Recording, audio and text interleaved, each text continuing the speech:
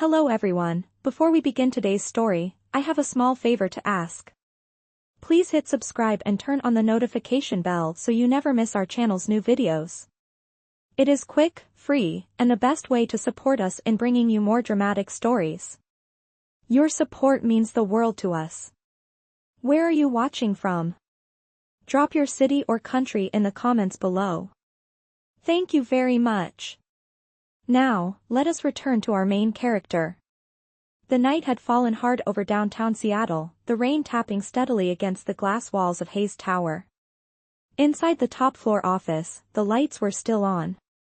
Alexander Hayes, 34, CEO of Hayes Group, stood by the window with his tie loosened and his jaw tense. The empire he built was on the edge of a hostile takeover, and the board demanded one thing to protect his late father's will marriage. A married CEO meant stability, family image, and trust. Without it, the company could slip away to his half-brother, Richard. Alexander turned from the window when the door opened softly. Emma Tran, his executive assistant, walked in holding a folder against her chest. Her uniform was simple, her voice calm, but her eyes carried that quiet determination that had impressed him for years. "You asked for me, sir," she said. Alexander gestured toward the seat opposite his desk. "Emma, I will not waste your time. I need your help, and I will make it worth your while." He slid a document toward her. She frowned, glancing down at the title marriage agreement. "I do not understand," she whispered. "I need a wife by the end of the week," he said flatly. "Not a real one. Just for a few months, until the board finalizes the merger. I will pay off all your student loans and cover your mother's medical bills." Emma froze. Her breath caught. "Why me?" "Because you are discreet, competent, and I can trust you not to fall in love with me," he said. The words cut like glass, even though his tone remained steady. Emma looked at the papers again, her hands trembling. Her mother's treatment cost more than she could ever earn. Yet this was not love. This was business. "And if I say no?" she asked quietly. "Then I will find someone else," Alexander replied, eyes unreadable. "But I would prefer it to be you." The hum of the city below filled the silence between them. Finally, Emma drew a slow breath and nodded. "Send me the terms." Alexander's expression softened for the briefest moment. "I already have." Hours later, she sat alone in her small apartment, the rain still whispering outside. The contract lay open on the table beside a stack of unpaid bills and a bottle of prescription pills for her mother. She traced the signature line with her fingertip, her reflection trembling in the window. Somewhere across the city, Alexander closed his own pen after signing the duplicate copy. For him, it was strategy. For her, it was survival. Neither of them knew that what began as a transaction would soon turn into the one thing neither of them believed in: love. The morning of their courthouse wedding arrived under a pale gray sky that hung low over Seattle. Emma stood outside the marble building clutching a small bouquet she had bought herself from a street vendor. There was no music, no guests, no laughter. Only the quiet hum of passing cars and the sound of her own heartbeat. Alexander Hayes waited inside, wearing a tailored navy suit that seemed too perfect for such an imperfect occasion. His lawyer and the notary were the only witnesses. When she walked through the door, he looked up. For a brief second, something unreadable passed across his face, almost guilt, almost admiration. "Are you ready?" he asked. She nodded. The ceremony lasted less than 5 minutes. When the clerk pronounced them husband and wife, Alexander extended his hand instead of leaning in for a kiss. "Welcome to your new life, Mrs. Hayes," he said, voice calm but distant. Emma forced a smile and shook his hand, as if finalizing a business deal. Outside, the rain began again, soft and cold against her skin. A black sedan waited by the curb. Alexander opened the door for her, the gesture formal, nothing more. They drove in silence through the city, the skyline flickering through the raindrops on the window. When the car turned into the private road leading up to Hayes Estate, Emma felt her chest tighten. The mansion stood at the top of a hill, its white stone walls and tall glass windows glinting under the stormy sky. It looked less like a home and more like a museum. As she stepped inside, the air smelled faintly of cedar and polished marble. "This will be your room," Alexander said, leading her up the staircase. The room was large, elegant, filled with light. A king-sized bed stood in the center, untouched. He placed her suitcase by the door and handed her a key card. "We will keep up appearances in public, but your privacy will be respected. You are free to do as you wish inside the house." "Understood," she replied quietly. Alexander hesitated, then added, "Dinner is at 7. The staff will assist you." And with that, he left, his footsteps echoing down the hall. Emma looked around the room, tracing the patterns on the wallpaper, the expensive furniture, the thick drapes. It was beautiful, but cold, like every surface had been wiped clean of warmth. She walked to the balcony, overlooking the endless city below. Rain drifted in on the wind, brushing her face.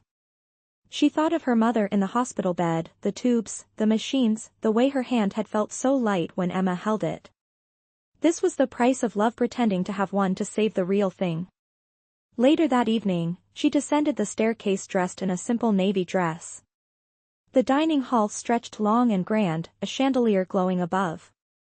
Alexander sat at the far end of the table, reviewing documents on a tablet. He looked up when she entered. "Please, sit," he said. Dinner passed in near silence, interrupted only by the faint sound of silverware. Halfway through, Emma asked, "Does it not feel strange, eating like this, as if we are strangers in the same room?" Alexander's gaze lifted slowly. "We are," he said. "At least for now." Something in his tone made her chest ache. After dinner, she excused herself and walked through the empty hallways, her heels clicking softly against the marble floor.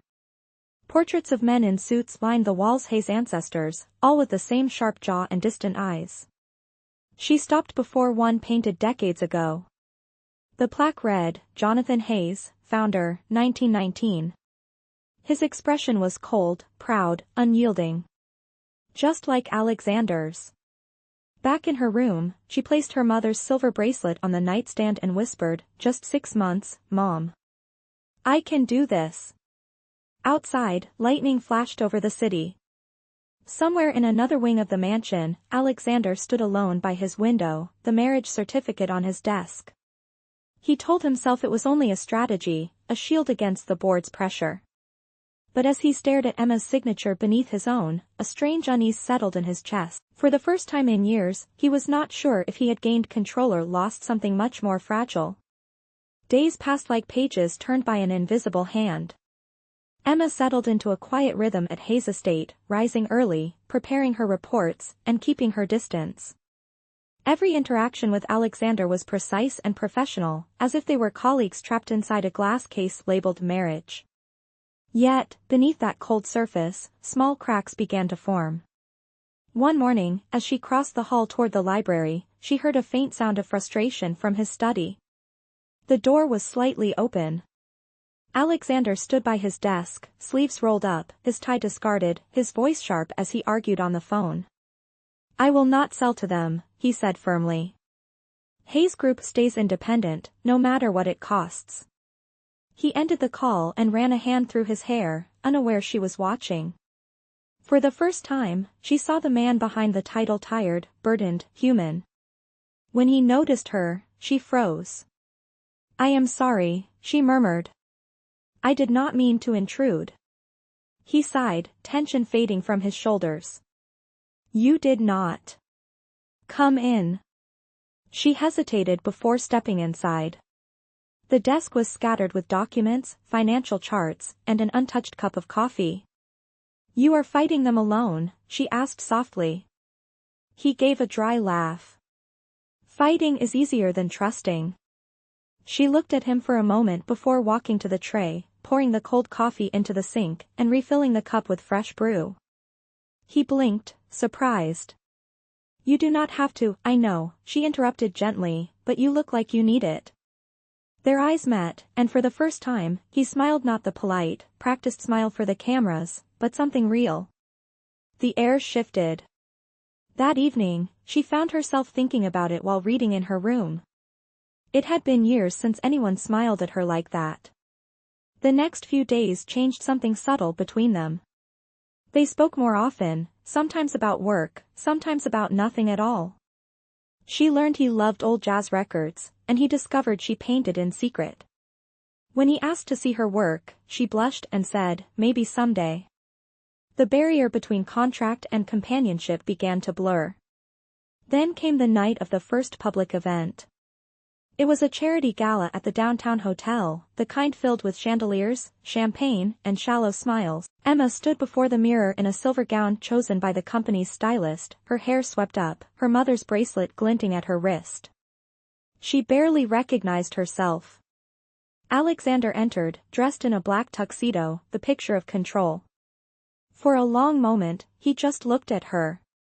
"You clean up well," he said, tone teasing but eyes soft. "You are not so bad yourself," she replied. The drive to the gala was quiet except for the hum of the engine.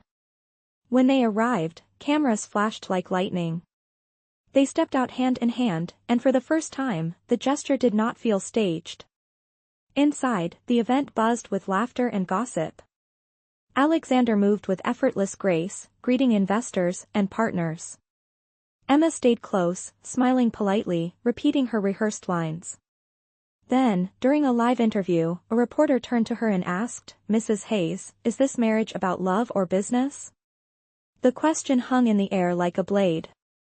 Emma's heart raced. She glanced at Alexander, expecting him to step in, but he remained silent, testing her. Every eye in the room waited. She took a breath. "It began as business," she said honestly, "but sometimes, when you work beside someone long enough, you see parts of them the world never sees.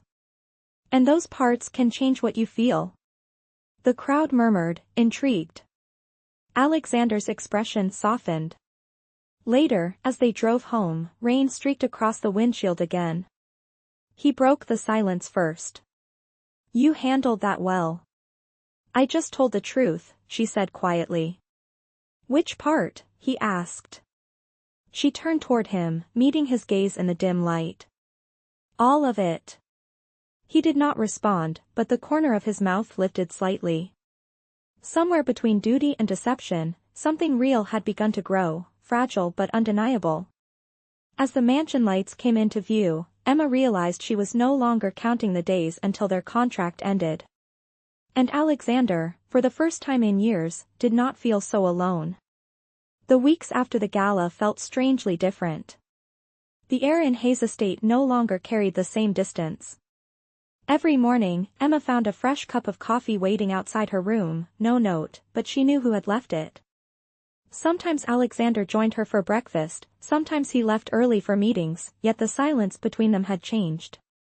It was no longer cold, only quiet in a comfortable way. One Saturday morning, she was in the garden trimming roses when she heard footsteps behind her. Alexander stood there in rolled-up sleeves, holding 2 mugs of coffee. "You should not be working on your day off," he said. "I like keeping busy," she replied, smiling softly. He handed her a mug and leaned against the stone railing. For a while, they stood together, watching the drizzle fall over the flower beds. "When was the last time you did something just for yourself?" he asked. She thought for a moment. "Before my mother got sick. I used to paint every weekend. It made me feel free." Alexander nodded slowly. "You should do it again. There is an art studio at the East Wing. No one uses it." Emma blinked, surprised. "You have an art studio?" "It was my mother's," he said quietly. "She used to paint when my father was alive. After she passed, I locked it up." His voice softened, the confidence of the CEO replaced by something fragile. "You remind me of her sometimes. She believed people could build beauty out of pain." The words hung between them like a confession. Emma did not know what to say, so she simply nodded. Later that day, she went to the East Wing. The room was covered in dust, the windows sealed by heavy drapes. She opened them, letting sunlight pour in for the first time in years. The smell of paint and old canvas lingered in the air. She spent the entire afternoon there, losing herself in color and quiet. When Alexander passed by that evening, he paused at the doorway. She was standing before a canvas, brush in hand, her hair falling loose, her expression focused. For a moment, he said nothing, just watched. It struck him how alive she looked. "You are really good," he said softly. She turned, startled. "It is just a hobby." "Then it is a beautiful one," he replied. He walked closer, eyes tracing the soft strokes of blue and gold. "What is it?" "The view from your balcony," she said. "It reminds me that something bright can exist even under a storm." He met her gaze and smiled faintly. "Maybe that is what you are doing here, Emma. Painting light into dark places." From that evening on, the studio became her refuge and, unintentionally, his. Some nights he would find excuses to stop by, pretending to check on work but staying to watch her paint. They talked about art, about childhood dreams, about the loneliness of growing up under expectations. He confessed that his father never said the word love, not even once. She told him about her mother reading to her by candlelight when the power was cut. Each story peeled away another layer between them. One rainy night, as thunder rolled outside, Alexander found her asleep on the couch in the studio, brushes scattered on the table.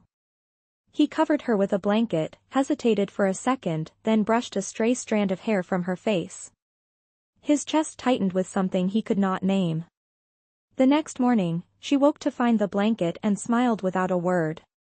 Later that week, during a board meeting, he found himself distracted.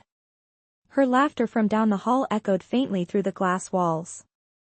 Richard, his half-brother, noticed. "You are losing focus, Alex," he said coldly. "A wife that is too charming can be dangerous." Alexander's jaw tightened. "Focus on your numbers, Richard. I will handle my life." But the warning stayed with him. That night, when Emma brought him dinner at the study, he looked at her differently, a quiet protectiveness replacing his usual detachment. "You should be careful around my brother," he said. "He does not like to lose." "Neither do you," she answered with a gentle smile. He chuckled. "True. But losing you would be worse." The words slipped out before he could stop them. For a moment, silence filled the room, heavy and electric. Emma's breath caught.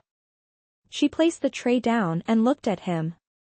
Alexander, but he only shook his head, a faint smile curving his lips. "Forget it. Just be careful." As she left, her heart raced.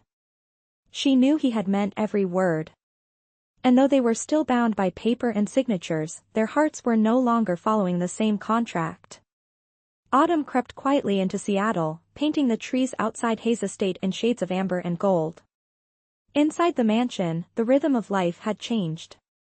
Emma no longer felt like a stranger moving through someone else's world. She and Alexander had fallen into an easy routine: shared breakfasts, short walks through the gardens, late nights in the study discussing everything from business to art. Yet beneath that comfort, something unspoken simmered. They both felt it but neither dared to name it. One morning, as Emma prepared the schedule for an upcoming charity auction, Alexander appeared at her office door holding 2 cups of coffee. "You are coming with me tonight," he said. "To the board dinner." She looked up, startled. "Is that wise?" "Your brother will be there." "All the more reason," he replied. "He should see what loyalty looks like." That evening, they arrived at the downtown restaurant where the company's board members and investors had gathered. The moment they entered, whispers began. Emma could feel the weight of every gaze, some curious, some cruel. Richard stood near the bar, smirking. "Alexander," he greeted smoothly, "and Mrs. Hayes. I must say, you have an eye for the dramatic." Alexander ignored the jab and led Emma to their table. Throughout dinner, he kept his composure while Richard dropped subtle insults disguised as jokes. Emma sat quietly, but when one of the investors mocked her background calling her the charity case turned wife, something inside her snapped. She looked straight at the man and said clearly, "If kindness is something you consider charity, then I hope you never have to receive it." The table fell silent. Alexander's gaze softened with pride. For the first time in years, someone had defended him without any personal gain. When the dinner ended, Richard approached them near the exit. "Careful, brother," he said, voice low. "Hearts and business do not mix." Alexander leaned in, his tone icy calm. "Neither does greed and family." The tension hung between them like a storm. Later that night, as they returned to the mansion, the city lights reflecting in the car windows, Emma finally spoke. "You did not have to defend me," he said quietly. "I did not do it for you," she replied, turning toward him. "I did it because it was right." He looked at her for a long moment before murmuring, "You remind me of what this company was supposed to stand for." The words lingered as they drove through the iron gates. Inside, the air felt charged, as if the unspoken had finally found a voice. A few days later, the Foundation's annual charity event took place, a night meant to celebrate generosity, but, for Alexander, it became something else entirely. As he stood on stage delivering his speech, the lights glimmering overhead, his eyes searched the crowd until they found Emma near the back of the hall. She was smiling, proud and unguarded. For a fleeting second, the world narrowed to just her. When the applause faded, reporters swarmed with questions. One of them shouted, "Mr. Hayes, your wife seems to have brought out a softer side of you. Is marriage changing you?" Alexander's answer came without hesitation. "It is reminding me what matters most," he said. "People, not profit." The crowd erupted in applause. Emma's eyes shimmered with tears. She quickly blinked away. After the event, they stepped onto the balcony overlooking the glowing city. The night air was cool, carrying the faint scent of rain. "You were brilliant tonight," she said. He laughed softly. "I only told the truth." He turned to face her fully, the city lights reflecting in his eyes. "You have changed everything, Emma." Her breath caught. "Do not say things you do not mean." "I mean every word," he said, stepping closer. "Before you, this house was just stone. This life was just noise. Now it feels like something worth fighting for." She wanted to speak, but her voice failed. For a heartbeat, neither of them moved. Then a gust of wind sent her scarf fluttering, breaking the moment. Alexander caught it midair, smiling as he handed it back. "You see? I am learning to hold on to things that matter." Emma laughed softly, though her heart ached. Because deep down, she knew what they had was still bound by an agreement with an expiration date. Yet as she looked at him standing there under the silver light, she also knew something fundamental had shifted. For the first time, she was not pretending to be his wife and he was not pretending to be her husband. Winter arrived early that year, wrapping Seattle in cold mist and silver rain. Inside Hayes' estate, the fireplace burned low while the air carried a quiet warmth that had little to do with the flames. Emma and Alexander had fallen into something that felt dangerously close to real. It was in the way he lingered near the kitchen each morning, waiting for her to pour his coffee. It was in the way she left a light on in the study when he worked late. Neither spoke of it, but both felt the pull. One snowy evening, Emma walked into the library to find Alexander asleep on the couch, papers scattered across his chest. He looked peaceful, younger, stripped of the armor he wore in daylight.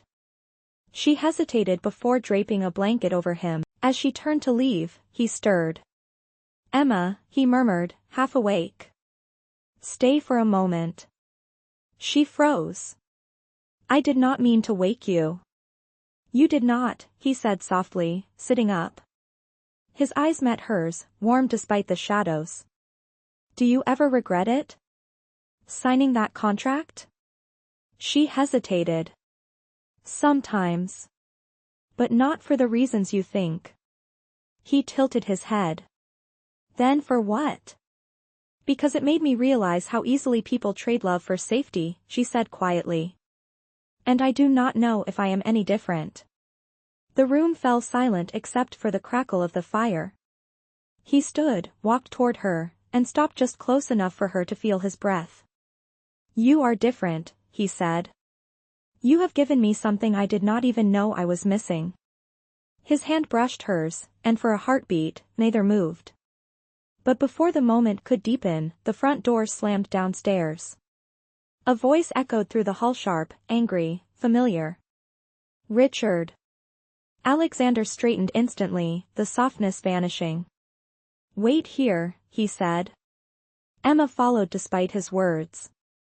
In the foyer, Richard stood drenched from the snow, holding a folder in one hand. Congratulations, brother, he sneered. You are quite the romantic. Unfortunately, the board will not be as sentimental. He threw the folder onto the marble floor. Photos spilled out, pictures of Emma volunteering at the hospital before her marriage, gossip headlines twisting the story into scandal. They think your wife married you for money, Richard said. And they are ready to vote you out as CEO. Alexander's eyes darkened. You did this. I just let the truth circulate, Richard said smoothly. You built this company on control, Alex. Now watch it slip away. Before Alexander could reply, Richard walked out, leaving silence behind him. Emma bent to gather the scattered photos, her hands trembling. I am so sorry, she whispered. I never wanted this to hurt you. He reached out, catching her wrist gently. Stop. You have nothing to apologize for. His voice was calm but tight with restrained anger. They will not destroy what I have built. Or who I care about. The last words caught in his throat.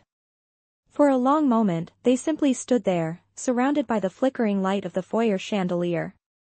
That night, he called an emergency board meeting. Emma wanted to go with him, but he insisted she stay. Hours passed. When he returned near midnight, his expression was unreadable. It is done, he said quietly. I kept my position. But at a cost. She looked at him, worry flickering in her eyes. What cost? They want me to step back from public appearances until the rumors fade. And they want you to disappear for a while. The words hit her like a wave. Disappear? Move out of the mansion. Go somewhere safe. They will think we are separated. It will calm the press. Her throat tightened. And you agree with them? He closed his eyes briefly. I do not agree. But for now, it is the only way to protect you and the company. She turned away, blinking hard. Protecting me feels a lot like losing me, Alexander. He stepped closer, his voice low and rough. You will never be lost to me. For the first time, his walls crumbled. He reached for her, pulling her into his arms. She did not resist. In that embrace, there were no contracts, no titles, no lies, only two hearts that had finally stopped pretending. But even as they held on, they both knew the world outside that moment was waiting to tear it apart. The following days moved like a slow ache through the mansion. The headlines would not stop, each one twisting Emma's name into another story of betrayal. For the first time since she arrived, Hayes' estate felt like a cage. She packed her bags in silence, every folded shirt sounding louder than words. Alexander stood in the doorway, his face pale from sleepless nights. Where will you go? He asked quietly. I will stay with a friend near Tacoma, she said, forcing a small smile. It is just temporary, right? His jaw clenched. Yes. Until this storm passes. But both knew storms had a way of leaving damage behind. That evening, as her car waited by the gates, she turned back one last time. He was standing on the steps, hands in his pockets, the cold wind whipping through his hair. Their eyes met, holding everything they could not say. Take care of yourself, Alexander, she whispered. You too, Mrs. Hayes, he said softly. The title sounded broken now, like something that no longer fit. For weeks, silence filled the space between them. Alexander buried himself in work, ignoring the ache in his chest. But the more he tried to focus, the more he saw her everywhere: the half-finished painting in the east wing, the mug she had chipped in the kitchen, the faint scent of her perfume lingering in the hallway. One night, driving home from a late meeting, the rain came down hard. The city lights blurred behind the windshield. His phone rang. Richard. "You should check the news," his brother's voice sneered. "Seems your little fairy tale has reached its tragic end." Alexander pulled over and glanced at the headline flashing on his screen: Emma Tran involved in highway accident near Tacoma. For a second, his world stopped. The phone slipped from his hand as he hit the accelerator. The road stretched endlessly, slick with rain. By the time he reached the hospital, his coat was soaked, his hands shaking. "Emma Hayes," he gasped at the front desk. "Where is she?" The nurse looked up in surprise. "She is stable now, sir. Minor head injury, mild concussion. You can see her soon." Relief crashed through him so hard it nearly brought him to his knees. Minutes later, he stepped into the dim hospital room. Emma lay against white pillows, pale but breathing. A faint bruise marked her forehead. When she opened her eyes, confusion flickered there. "Alexander," she murmured. "What are you doing here?" He sat beside her bed, taking her hand gently. "I should be the one asking that. You scared me half to death." She tried to smile but winced from the pain. "I do not remember what happened." "You will," he said softly. "But you are safe now." For a while, neither spoke. The machines hummed quietly. Then she whispered, "You came all the way here."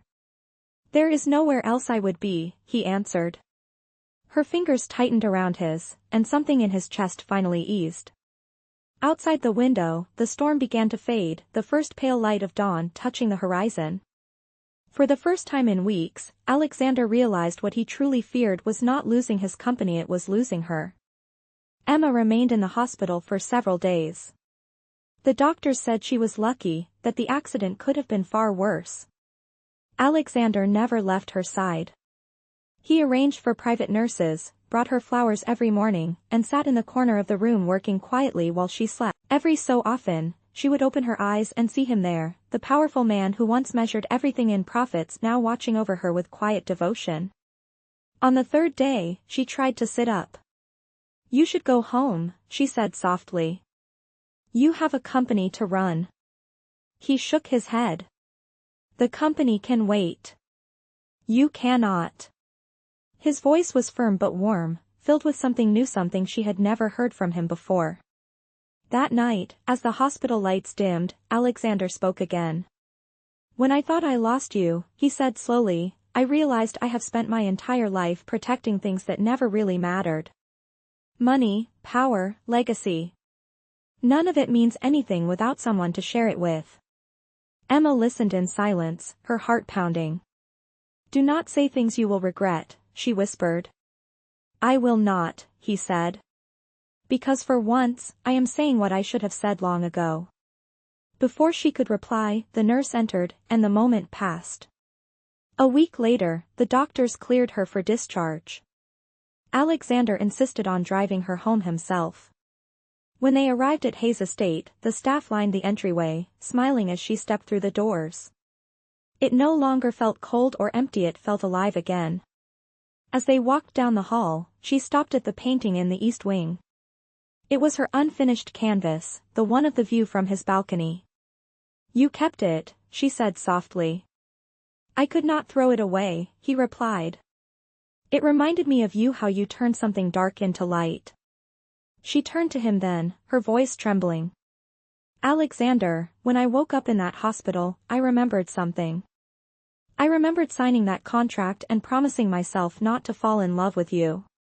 He smiled faintly. "And how did that go?" "Terribly," she whispered. "Because somewhere along the way, I did."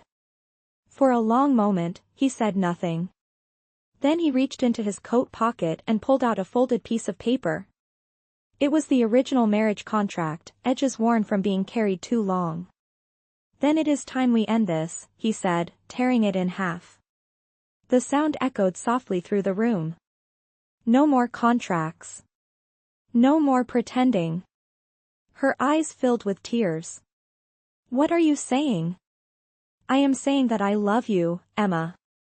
Not as my wife by agreement, but as the woman who changed my life. He took her hands in his, steady and sure. Stay, not because you have to, but because you want to. She looked at him through her tears, searching for any trace of the cold, distant CEO she once met. There was none. Only the man who had finally learned what it meant to feel. I want to, she whispered. He smiled, pulling her close. Outside, snow began to fall, soft and endless, covering the estate in white. For the first time, the house truly felt like home. And for Alexander Hayes, love was no longer a contract to honor, it was a promise to keep. Months passed, and spring returned to Seattle with a gentle breeze that carried the scent of new beginnings. Hayes' estate no longer felt like a fortress of marble and silence. It was filled with light, laughter, and the rhythm of a life rebuilt from the ashes of pretense. Emma's paintings now hung on the walls where old portraits once glared down, each one capturing moments of warmth: the garden after rain, the city at dusk, the quiet glow of the fireplace. Alexander often stopped to look at them before leaving for work, a faint smile tugging at his lips. He had stepped back from the ruthless grind of corporate life, choosing instead to focus on projects that helped rebuild communities. The board, once skeptical, now called it the Hayes Renewal Initiative. But those who knew him saw the truth had been renewed too. One evening, as the sun dipped behind the skyline, Emma stood on the balcony overlooking the city that had once felt too big for her dreams. Alexander joined her, slipping an arm around her waist. You remember the first time you stood here? He asked softly. She laughed. I remember thinking I did not belong here. And now? He asked.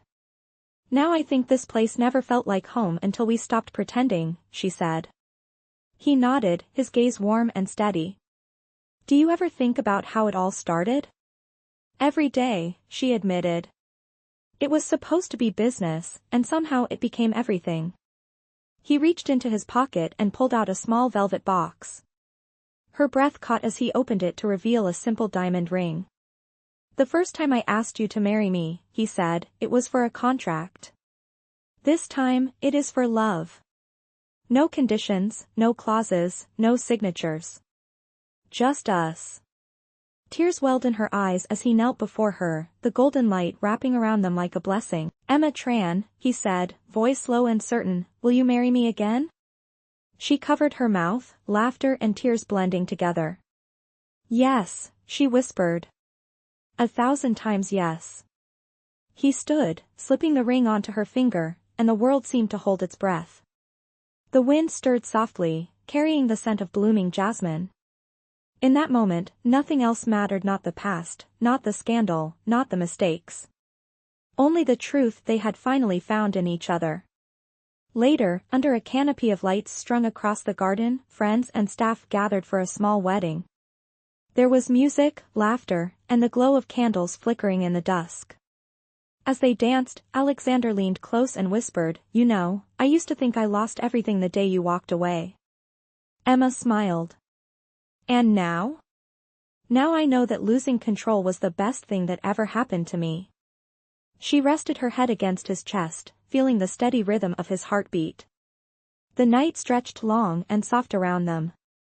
For the first time, Alexander Hayes, the man who once measured success by numbers and deals, found himself grateful for the one mistake that had rewritten his entire life.